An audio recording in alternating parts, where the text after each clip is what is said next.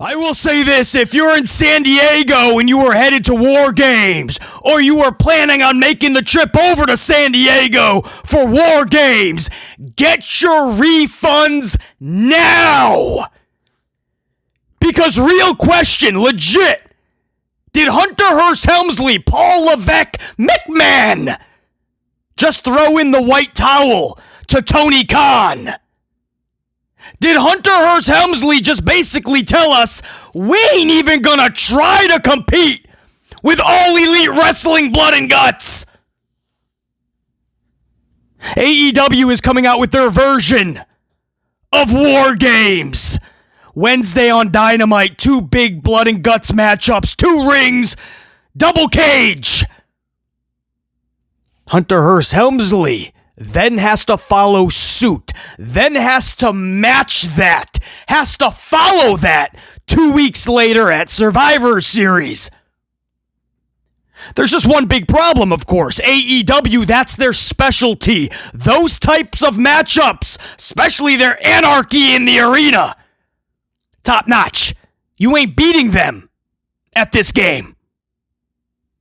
Hunter Hearst Helmsley doesn't want to play the game. So what does he do?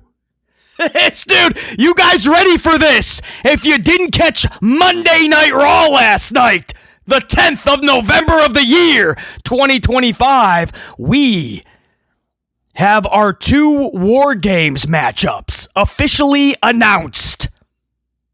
You ready for what Hunter Hearst Helmsley put together?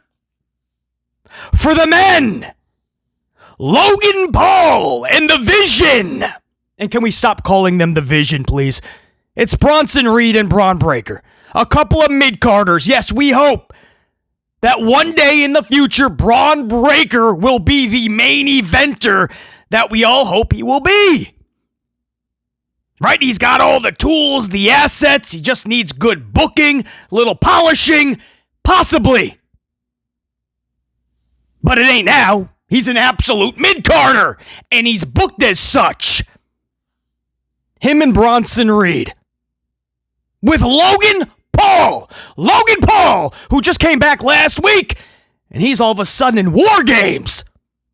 And who are they facing? Jason Ederman, CM Punk, and Cody Rhodes. Cody Rhodes, Ederman, and Punk. You're thinking, well, BC, isn't Cody Rhodes on SmackDown? How the heck did he even end up in a matchup with the Vision? And on top of that, how is it War? We're all asking ourselves that. You didn't miss anything. The dude showed up on Raw. I think his excuse was he had to see John Cena in Boston. What the? You don't got anything else to do but the fanboy over Cena? So anyway, he sticks around the whole show, his music hits, and he comes out to save CM Punk with Ederman. Ederman makes sense, it's his show, and he's been having this on and off thing with the Vision. Okay. Cody Rhodes has nothing at all to do with the Vision. Nothing at all to do with the Vision. Nothing! Basically, he had the matchup with Rollins last month, though. Yes, that was it. It was an exhibition for Crown Jewel. That's all that was.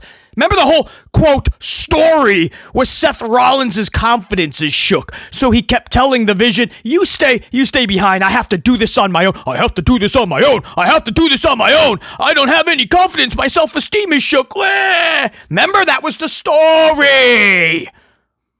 Helmsley, he always goes to the same thing. Everybody's confidence is shook, and then they end up being Rocky Balboa. Sami Zayn, he had Karrion Kross for months. Tell Sami, you're never going to win the big one, Sami. You're never going to win the big one, Sami. And then Sami ends up beating Karrion Kross 2-3 times. Karrion's not even with the company.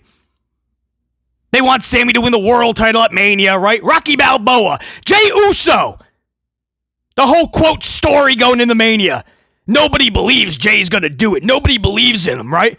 So Jay's confidence is shook, and then all of a sudden, the upset of the lifetime, he beats Gunther. This is all he does. Seth Rollins, his confidence is shook. I don't know if I can beat Cody. That was the story. Cody didn't have interactions with the Vision. They had one tag match that was unrelated with Breaker and Reed that Cody was involved with. Maybe SmackDown, maybe it was a dark match. around that time frame. Other than that, that's all that was. Rollins, Cody, exhibition. Cody went back to his blue brand, had a 84th match with Drew McIntyre.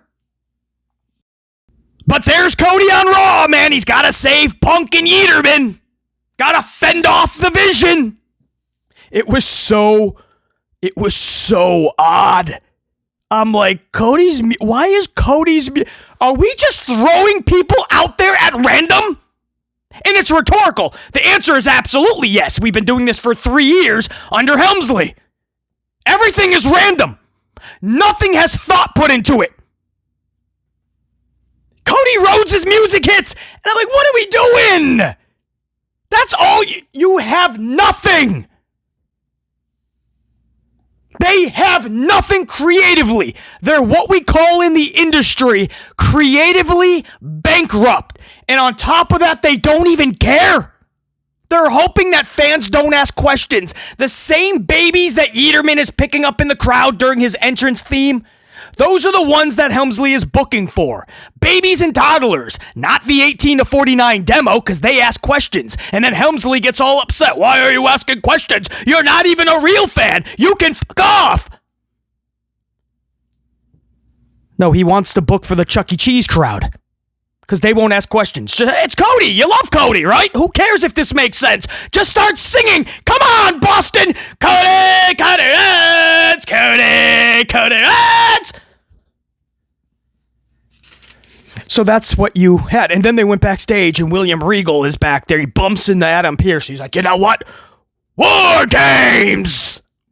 I love William Regal. That was fun for a while, but when it doesn't make sense, bro, it's not fun. What are you talking about, What do you mean, War Games? Cody Rhodes just happened to be on Raw. He comes out there, and all of a sudden, it's war? The beef is that real between Cody and Logan Paul just came back last week? Nothing constitutes for war. Thank God thank God William Regal or an Adam Pearce or a Helmsley is not a president. Any little thing, the country would be at war. Any little thing. Any little conflict. It must be War Games. Russia's like, excuse me? China's like, what? What did they just say? It's War Games! But we were just asking if you could respond about the environmental project we were all trying to get in on. I don't want to talk about the environment today. You know what? War Games! Right, brings BC back to the middle school days when Principal Schneiderson, always calling BC in the BC, I gotta tell you, Donaldson is shooken up. He said you declared War Games on him. And PC's like, no, I told Donaldson if he looks at my girl the wrong way again, I'm going to smack him upside his dome piece. No, that's not what Donaldson said. Donaldson said you declared War Games. No, there was nothing about War Games, Principal Schneiderson. I just said I'm going to smack him upside. Can't we just do an old school smack upside the dome piece? Why do we have to go right to War Games, Principal Schneiderson? Not everything is War Games, Donaldson! We just go right to War Games. What happened to Survivor Series matches? I can't stand schmaz matches anyway. Growing up, there was only 4 pay-per-views. I know, for a lot of you younger fans, you can't even fathom that, right? But when BC was growing up, there was only 4. I'm talking even before In Your House, which was added a couple times throughout the year. In Your House was a pay-per-view that you could get for $10 cheaper, and it was only 2 hours, not 3. But even before that, Royal Rumble, WrestleMania, SummerSlam, Survivor Series. Out of the 4, Survivor Series was my least favorite, because even back then, I didn't like multi-person schmazes. I knew there was not enough meaning to it, not enough substance. I didn't care for a lot of it. You're just throwing a lot of people out there. I like those one-on-ones. Even tag teams. You have to go the extra mile to make me care. So it's my least favorite anyway, but something like this, I wouldn't even want to see this at a house show. Guys, I'm not even joking, man. At a house show, if you told me Logan Paul, Braun Breaker, and Bronson Reed are going to be facing CM Punk, Cody Rhodes, and Jason Yeaterman, no thanks. I don't even need to spend $20 on that. Maybe, if WWE pays BC $20, maybe I'll pop in for an hour. But this is not a house. It's not even a Raw or a SmackDown. This is their pay-per-view, premium live. And not just a regular schmoz match. This is going to be War Games. So you're thinking this is one of the most heated rivalries, feuds, stories of the year, culminating inside this double cage. No, there's no story. Cody Rhodes has no business with the Vision. There's no business. There's no feud, not even with Rollins. There's nothing. And he's in War Games with them. Yeaterman and Punk seem to have more of a problem with one another than they do with the Vision. The Vision has no vision. They don't even know what they are. Logan Paul just popped up with them last week. All of a sudden, he's in War Games with them. They don't know. And who do you try to sexy this up a little bit, spicy it up? You add Brock Lesnar and Roman Reigns. Even then, you're 4-4. I thought it used to be 5-5. I don't even. It's so irrelevant. I don't even care. 4-4, 5-5. You gotta imagine that others are going to be added to this. But right from the jump, it's off the rails. You can't rectify this. There's not a Roman Reigns, a Brock Lesnar. You could bring Hulk Hogan and Ultimate Warrior back from the yonder. Okay, that might spicy it up a little bit, but since I don't see that happening, there's nothing you could do to this match. It's like if you're trying to bake a cake, and instead of flour and sugar and the oils that you need, you're using ketchup, mustard, mayonnaise. What kind of cake are you making? That's not a good cake. What is that? What is that? Mustard, ketchup, and mayonnaise.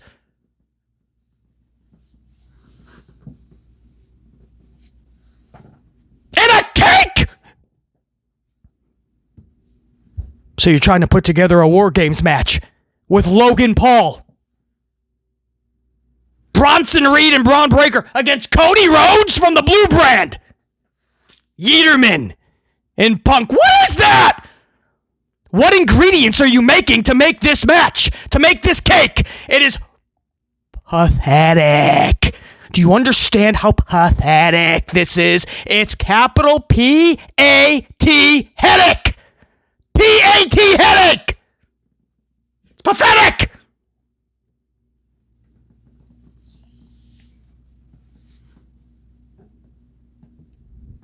And then for the females, you guys ready for that was just the men's.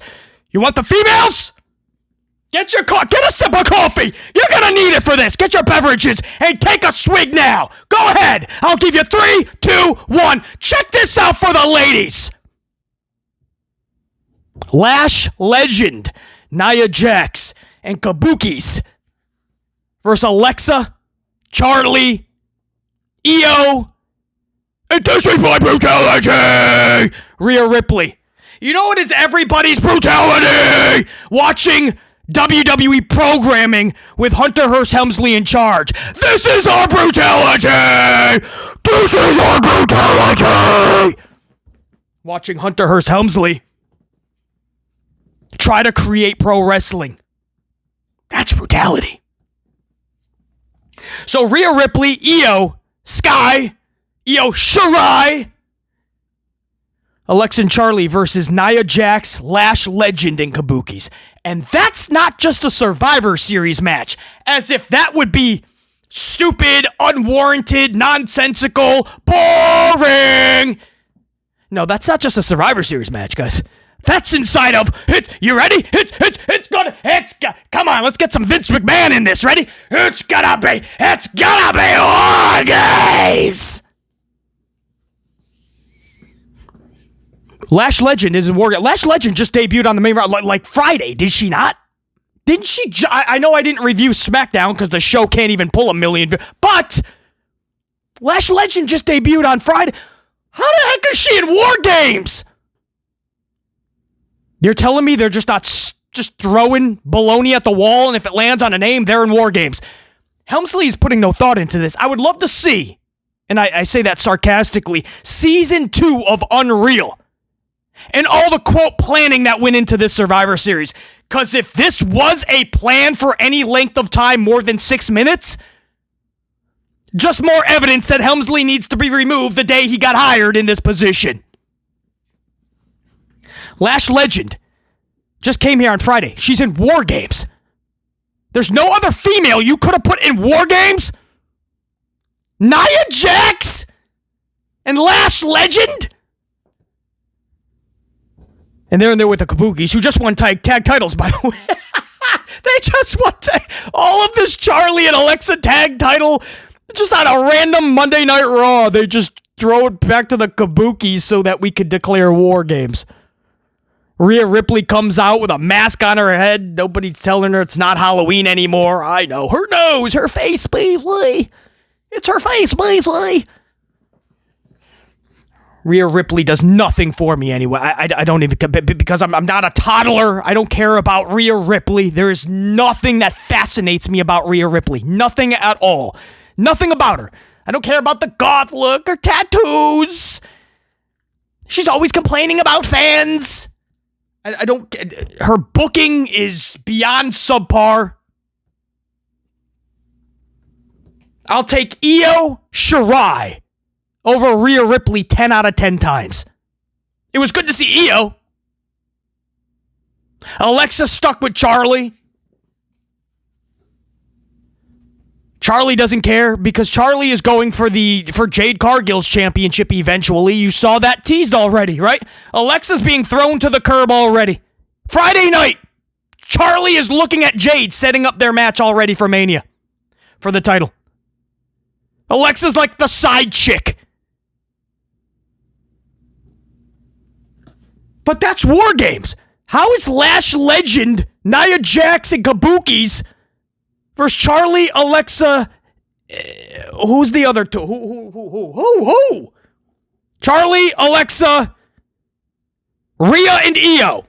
I'm already, it's so, they just randomly do shit. Everything is so random. Nothing makes any sense. Nothing is fun for anybody. They're sticking these ladies inside of War Games. Again, if it's 5-on-5, they each have to add somebody. Who are you going to add? Becky Lynch is wasting all her time with Maxine Dupree.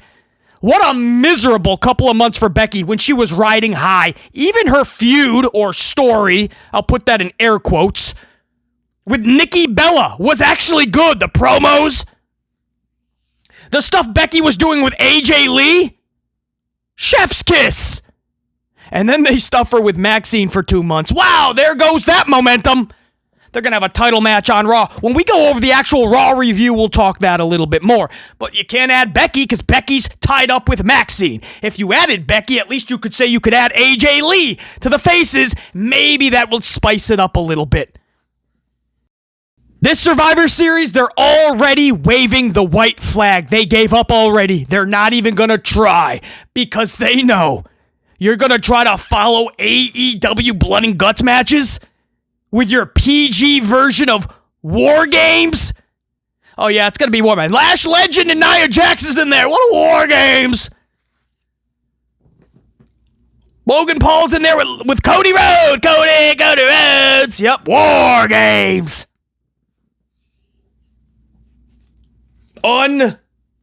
Unreal is the word that Hunter Hearst Helmsley likes to say, right? He is so accurate, man. Unreal is the word I would use for WWE. You know, let me just wrap this cold open teaser before we get to the actual review. Let me just wrap it up saying this. This is a very real question, and it'll really open your eyes to this show. Because I know there was some smoke and mirrors, and a lot of people are probably like, hey, not a bad Raw, right, Beasley? Take John Cena out of this show, right? Just humor me for a moment. Take Cena off of this Monday Night Raw. And what did we have? No, really. Take Cena away for a minute. Just your regular WWE roster, even though they added Cody and some SmackDown talent. What did we have on this show aside from Cena? Stupid tournament matches, right? That still has to do with Cena, by the way. So let's even strip that away. Just two random matches. A face versus a face, Shinsuke versus Sheamus, and then Damian Priest versus Rusev. And then you had Punk, Yeaterman, and Cody brawl with the Vision and Logan Paul to again set up a very weak War Games match. And then the Kabukis took the tag titles from Lexi and Charlie. This, of course, continues the trend of Helmsley changing titles every show to hide lazy, nonsensical booking. We just have nonstop title changes. That'll put a Band-Aid on our lack of creativity. That's how Helmsley is thinking about it. Our shows suck, but if we have titles changing hands all the time, that gives everybody a big story to talk about. This must have been an eventful show because titles changed hands. This is what Helmsley does every single show. I can't even keep track anymore. We just had AJ Styles and How to Train Your Dragon Ball Z Lee win the tag titles on Raw. Then we just saw Dragunov take Sami Zayn's title on SmackDown. Then Chelsea Green took Julia's title on SmackDown. Now the Kabukis are winning tag titles on Raw. I can't even keep track anymore. I can't. And I stopped caring the day that Helmsley took control of this company and started the process of running it into the ground. But once I saw titles changing hands every show, and the titles were rendered meaningless and irrelevant, and the champions were rendered meaningless and irrelevant, I stopped caring. And it's a good thing, because there's no way you could keep track of all of these champions and title changes, who's got the title, who just dropped it. And it certainly is not special. If something happens all the time, it can't be special. But that was Raw last night. Face versus face, Shinsuke versus Sheamus, mutual respect afterwards. Damian versus Rusev. Punk, Yeaterman, and Cody brawled with Logan Paul, Bronson Reed, and Braun Breaker. And the Kabukis won tag titles. Again, to put a Band-Aid on a show that has a fracture. That's not going to work. But that was Raw last night. You take away John Cena, we still have weird shit happening with no logic and no common sense. So what I'm getting at is this. TikTok, John Cena is gone in a month. You're running out of part-timers. Eventually, you'll have to start making new stars. Eventually, you'll actually have to book engaging segments that consist of actual creative and suspense, and not part-timers and nostalgia. But Cena was on this show to help save Helmsley's ass. So let's talk about it. Raw 11/10/25. Your amplified review, and it begins right now.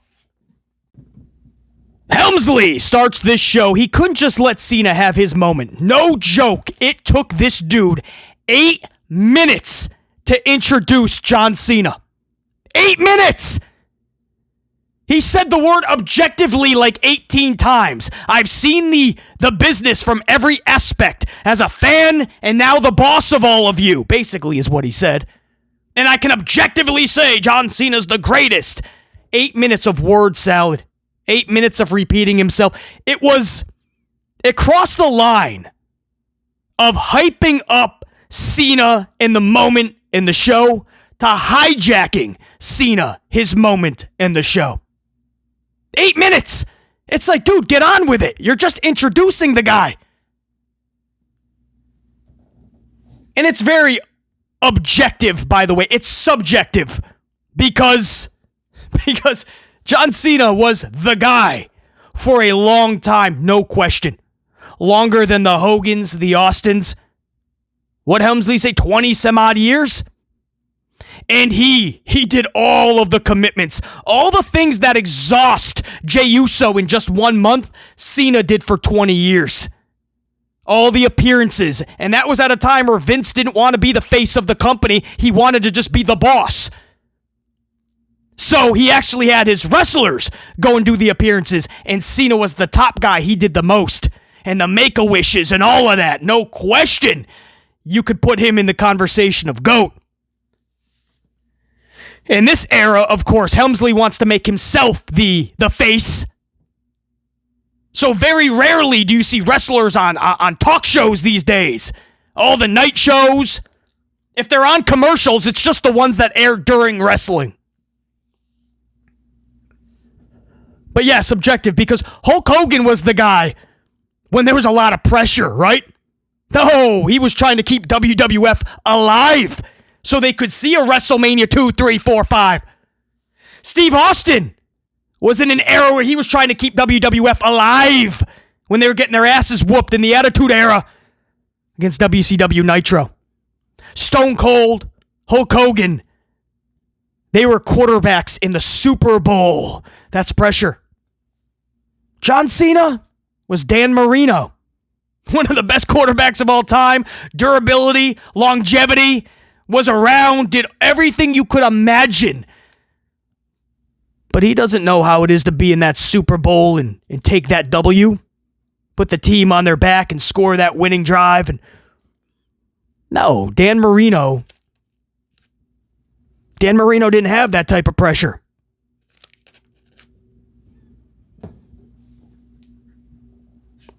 But until you're Terry Bradshaw, until you're Joe Montana, until you're Tom Brady, and it's all on the line, man. Stone Cold, Hulk Hogan, they will always be in that conversation. And if anybody wants to put them ahead of John Cena, I wouldn't ask twice why. But for 8 minutes, we talked the whole objectively, he's the GOAT and he's this. Get on with it, man. You just want yourself on camera at this point. Cena finally comes out. Cena starts hyping up the last time to the stupid tournament. The last time is now tournament. Starts hyping up Boston. Then the dirtiest of all the Doms comes out. Mysterio talks all sorts of crazy, and he was good. This is where I like to see Dominic Mysterio because I can really gauge where he's at right now. All of these weeks, he just walks around aimlessly in his clubhouse. And that's enough to get the younger fans to be like, I like Dom and his chicken nuggets. He's just looking for his mommy and his nuggets. For BC, that gets old real quick. I need to start seeing something. Dominic Mysterio has a really good character, right? He plays the slime ball beautifully. He's scrawny, got that mustache, always looking for the easy way out. The way he talks to everybody. His character, it works. But without good booking, it can get boring fast. And it has for BC. So Dirty Dom is out there, and he's running down John Cena. He's not stuttering. He didn't muff up. No botches in the promo. It fit the moment. Yeah, that was actually good. He says, in any era, any time, any place, I would have beat you. Cena says, normally I'd give you a second chance, but not in Boston, not tonight. Tonight, I'm invincible. But because I respect your father, I'm going to let you walk back through that curtain. Dirty refuses and subsequently talks more shit. So Helmsley declares an IC title match on the spot. It took 28 minutes in totality before this match clocked in. But sure enough, it did clock in. Cena versus Dirty for the IC title was official. Cena pins Dirty via AA to become new IC champion and complete his checklist of winning every single title in WWE, a Grand Slam champion. Or at least I believe he's won every title, right? I think the IC title was the only one left that he had to win, so that's why they kind of did that in Boston. I have zero issue with any of this. You probably think I'm just going to rip it apart. Guys, that's one of those special moments, I assure you, you're going to remember. And Dirty is only going to benefit from this, much more than lugging that title around his stupid clubhouse backstage every week, or having nonsensical matches with Rusev, another heel, by the way, which helps out. It doesn't help out Rusev or Dominic Mysterio. Even Helmsley actually served a purpose. Instead of just asking us if we're ready, he implemented his authority into a segment. If he can't keep his schnoz off camera, at least be useful to the product. Get off that unreal garbage for Netflix and get into some storylines on the show that Netflix paid so much money for, Raw. If you want your schnoz on camera, stop exposing the business. Add to the business so that the industry, the business, your company can benefit from your appearances. You're the boss? All right, nothing we can do about it. You're the doofus son-in-law. You've been anointed the keys to the kingdom. As horrible as that situation is, that's the reality we find ourselves in. So at least make yourself useful. You can't keep your face off TV? Then be the authority. He'll most likely drop the title to Gunther, Cena. He'll drop the title to Gunther on December 13th, so no harm, no foul. Gunther will have an IC title, but whatever. You got to build him back up because what a horrible year for Gunther. Taps out to his own move to Jason Yeaterman at WrestleMania. His own move in 8 seconds to Jey Uso. Then he has to battle Pat McAfee from the commentary team. Pat takes a nap for 2 minutes during his choke. The same move that he tapped out in 8 seconds. Pat McAfee takes a nap and then kicks out of it. Gets out of it. So barely beats Pat McAfee, and then Gunther's gone the rest of the year. This has been just a really bad booking year for Gunther. You want to rebuild him with an IC title? Whatever, man. Whatever, dude. It looks to be the only way they go. Cena's talking about bringing in all this NXT talent. And on that Saturday night's main event, all this NXT talent is going to have matches with main roster talent. But I don't see like how you do that, man. What do you do? Tony D'Angelo? You're going to have Joe Hendry from the TNA NXT part. Joe Hendry is going to be Cena's last. Is it going to be Oba Femi? Guys, is that the most impactful? I don't know. Maybe? Is Gunther that much better? I mean, this whole year for John Cena has been botched by Hunter Hearst Helmsley. He trusted Helmsley in his booking. Hey, you want to turn me heel? Dude, whatever. Let's do this. You want me to face Brock Lesnar for no reason, no storyline? Let's just do this. I trust that you'll make it right and the fans will be okay with it. No, we're not. You want Travis Scott to help me win the title? All right. No, we weren't fine with that. You want me to take on AJ Styles with no story? Fine. Maybe they'll be fine with it. No, we're not. So the whole year has been botched anyway. This last opponent, there's no outcome that is going to make up for the year that Cena has just had and how bad it was. And there's no outcome that's going to justify a tournament, guys. There's nothing. It could be Oba Femi, Joe Hendry, Gunther, Steve Blackman, Savio Vega, Jinder Mahal, Ridge Holland. It ain't going to matter. Big E. Love Big E. Would love to see Big E wrestle again. Big E as the last. Nothing is going to suffice. Nothing. Randy Orton? Be fun, but just like AJ Styles and Cena, how much purpose and meaning really is in the match? How much value is it going to take after the match is all said and done? And it's a good exhibition, I guess.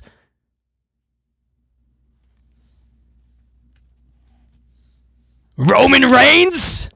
That'd be fun. That'd be better than Randy Orton, I'll tell you that much. You're not making any new... On a night where Cena says we're going to give back and create new stars. I don't even want to... You know, we shouldn't even be thinking about this because Helmsley's not. So no matter what, even if we try to like, hey, maybe this could happen or that could happen, I bet you Helmsley doesn't even have a final opponent anymore. It was Gunther. He probably told Cena in Boston last night, he probably said, hey man, I'm still throwing baloney at the wall. Just give me a few days, all right? It might land on Javon Evans. Cena versus Javon Evans. But don't worry, BC, it's going to be a banger because Evans is bouncy.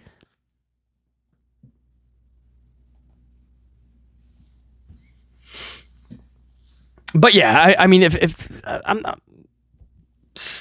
not going to rip this up. It was the only worthy thing on the whole show because, again, you take out Cena. We're about to go over it right now.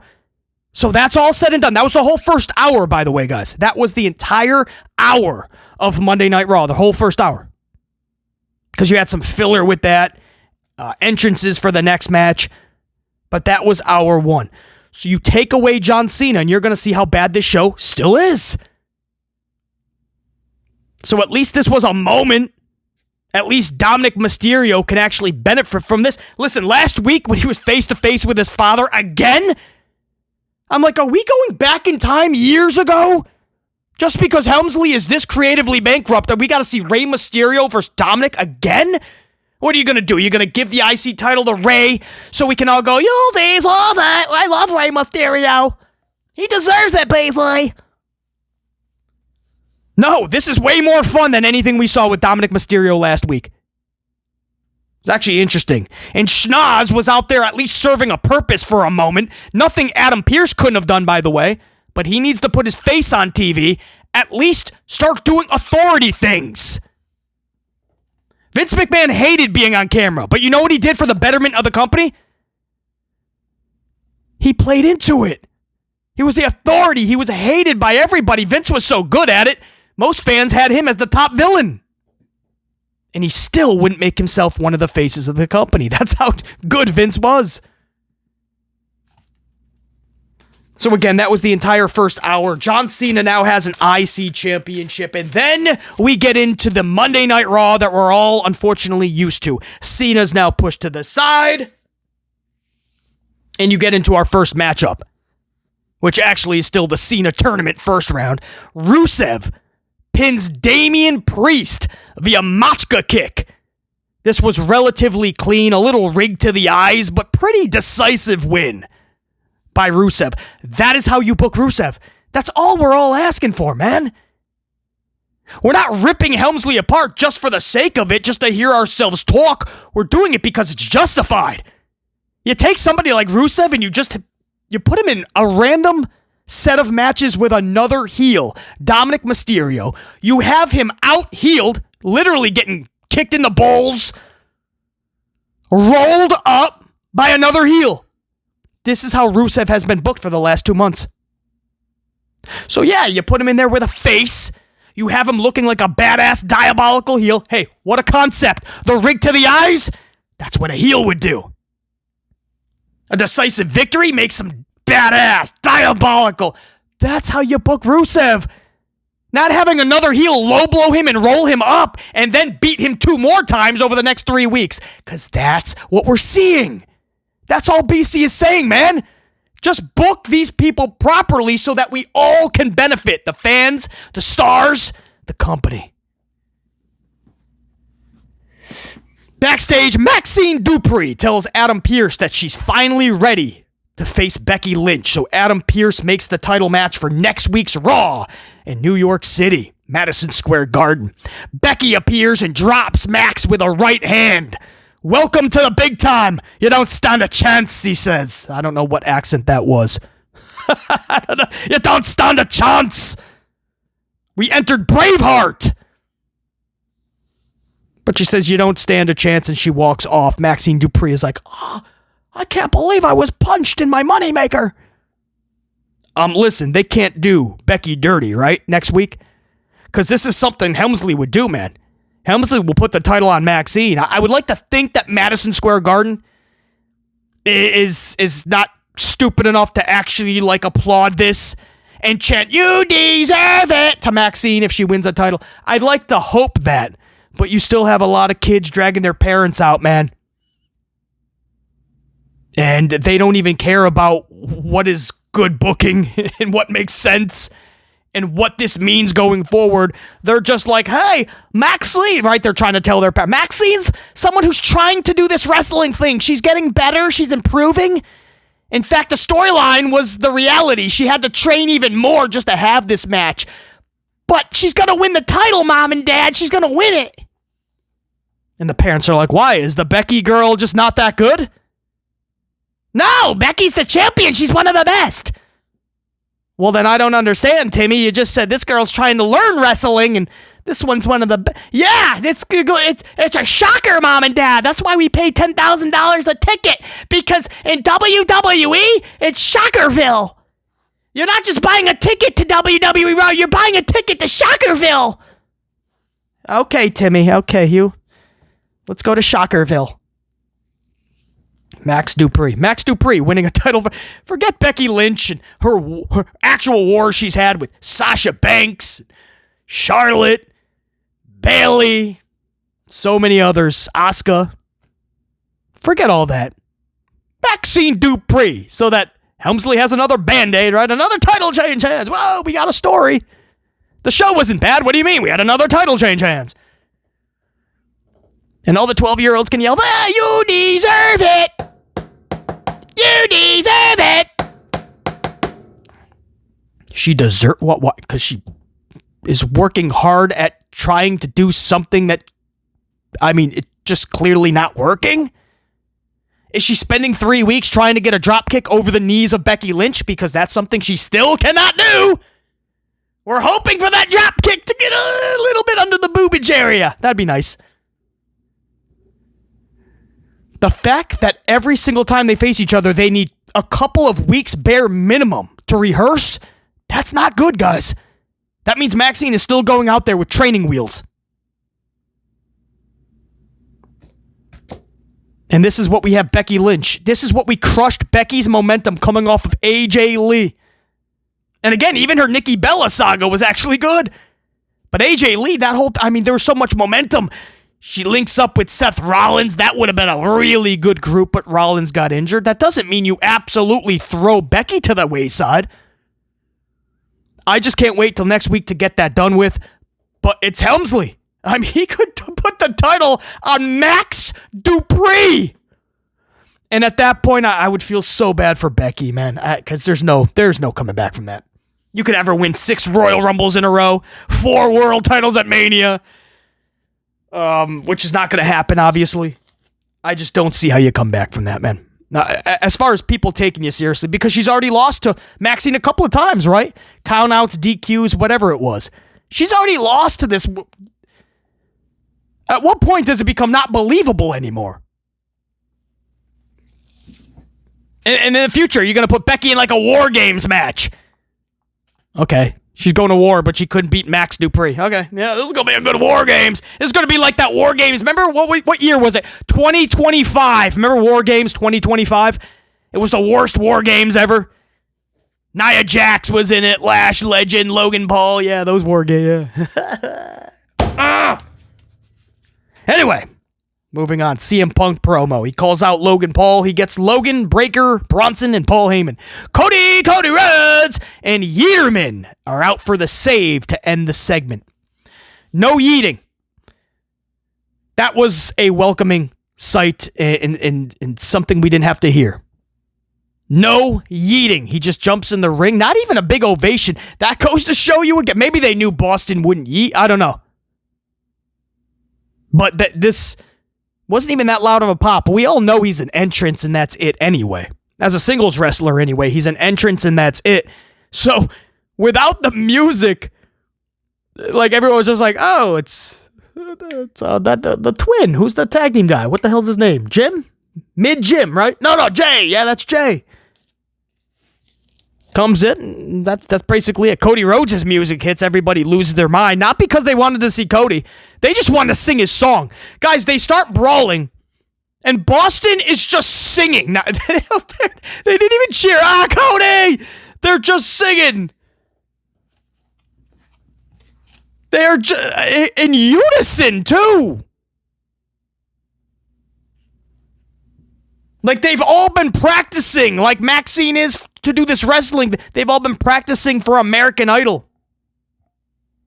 I don't think anybody in that crowd was off key.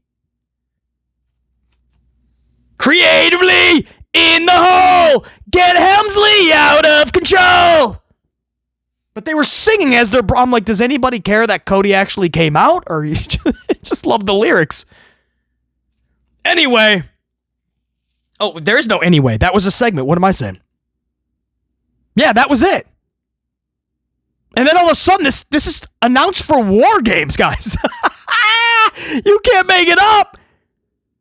Yeerman out for the save makes sense, by the way. He's Raw, and he's had some conflict with the Vision and even with Punk. So I get Yeerman. Cody, what in the world? He just comes out from the Blue Brand.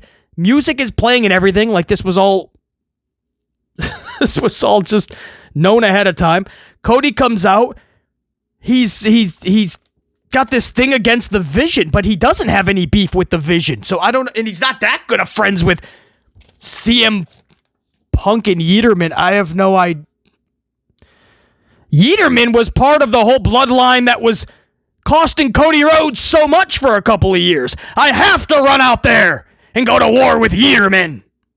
Cody makes no sense in this at all. This was literally Hunter Hearst Helmsley just randomly getting names to throw into War Games because he had nobody and he has to fill up War Games. They still don't even have it. It's usually 5-on-5, I believe. This is 3-on-3. Got to believe at least one more on each. Maybe Brock, maybe Roman. But Cody made no sense at all. He had an exhibition match with Seth Rollins a month ago, but no actual beef with the Vision. This was just a really lazy way to add Cody to a weird-ass War Games match at Survivor Series, which William Regal made official backstage, by the way. We got some of the weakest War Games matches ever this year. I will absolutely, unequivocally, beyond a shadow of doubt, say that, and I'll probably say it a million more times over the next 2 weeks. This is the weakest War Games I've ever seen. Both matches, and we'll go over the women's again in just a couple of minutes. But that is what we have to look forward to, and I use that very loosely. Because I don't know who's looking. How can you look forward to this? Steph Vaquer defeats Raquel Rodriguez to retain her women's title. Post-match, Nikki Bella smashes the title upside Steph's dome piece. This is exactly what BC said would happen and would play out. Last week on the review, I told you guys this was because Nikki was acting all weird, Oh, thank you so much. I don't even know what I'm doing here anymore. Thank you. You know what? I'm going to be by your side next week when you defend the title against Raquel. And I told you guys, with Helmsley, you could see everything coming a mile away, and you know damn well that Nikki Bella was taking that title and clocking Steph over the dome piece. That's exactly what happened. BC would not steer you wrong. I booked it before it actually went out and did the deed. So Nikki Bella, I don't know. Nikki Bella's been kind of losing a lot, so I don't know how they could just chuck her into a title match. But if you have a good story, if you have something I can care about, I'm willing to get past the W's and the L's. That's what I'm saying.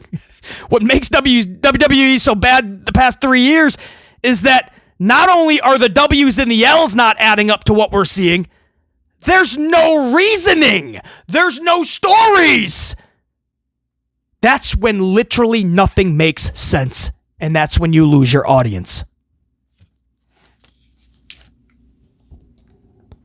Sheamus defeats Shinsuke Nakamura via bro kick pinfall to advance in the Cena tournament. Shinsuke gets up afterwards and he holds the hand of Sheamus. Mutual respect. Can we all just admit what we don't want to, but it's a fact, right? Shinsuke's done. Helmsley is lost. And because of the horrible booking for years now with Shinsuke, the fans don't even care anymore. Just a couple weeks ago, he comes out of nowhere with his old music, and he's a face. Out of nowhere, he's a face again. And he's already looking up at the lights as a face. Same way when he was a heel. But all those months of him lurking in the background, remember when everyone was cutting interviews and they wanted you to think like he's eerie and he's a master manipulator and this and that, and Shinsuke, well, he's devious, and all those promos he would cut.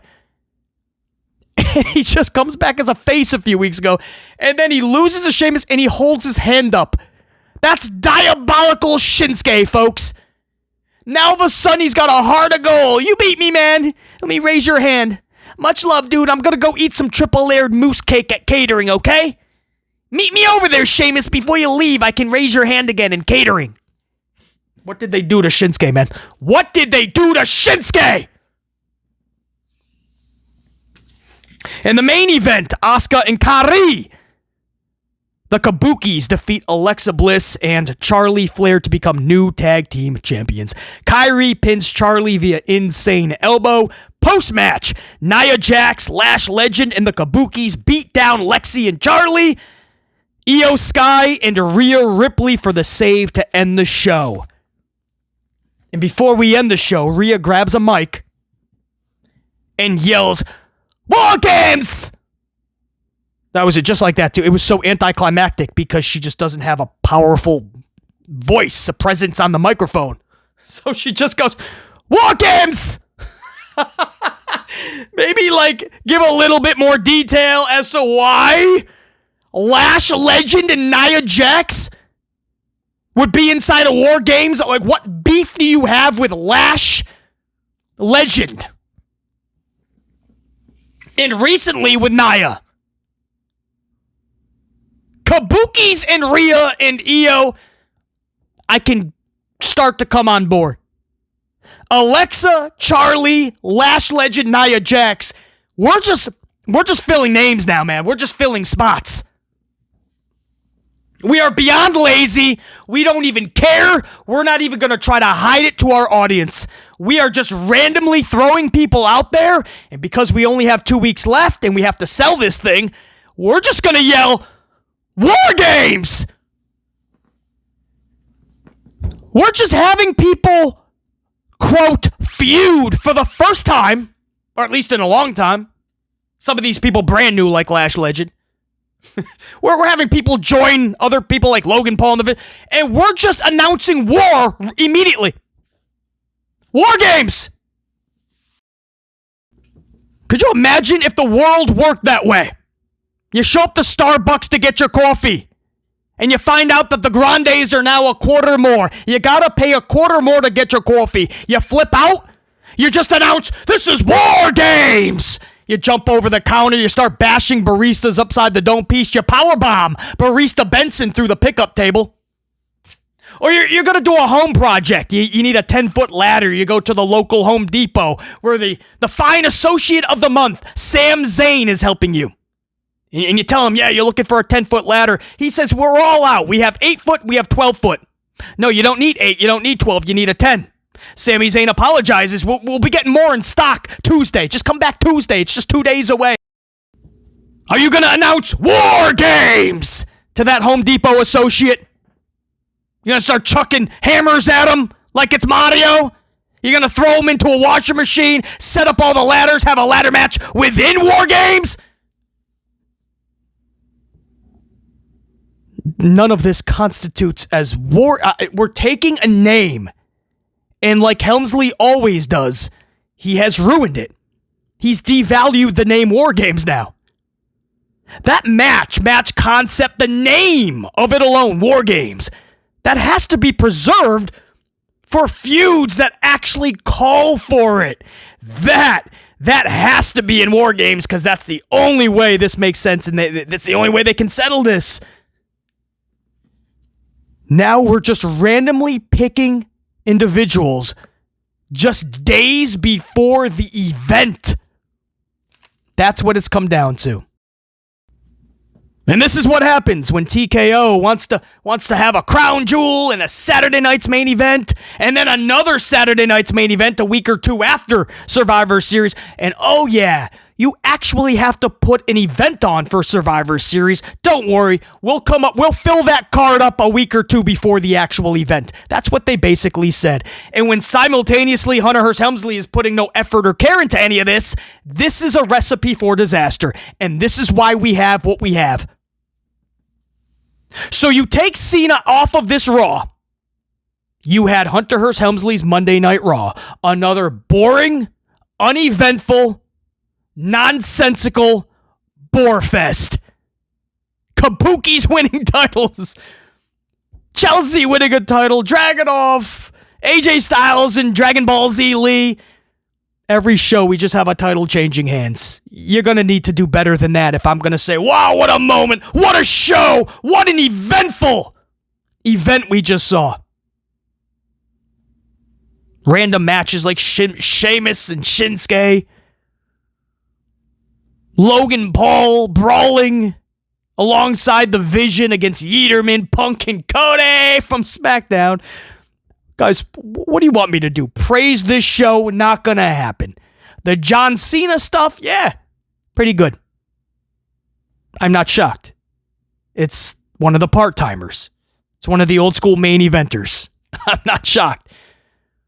when you take them away, you have nothing in this company.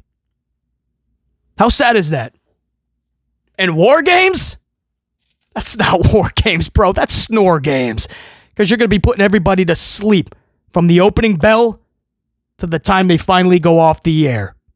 Get your refunds if you had tickets. Put them on resale. Until next time. And there will be that next time. BC saying check you. Unit. Salute.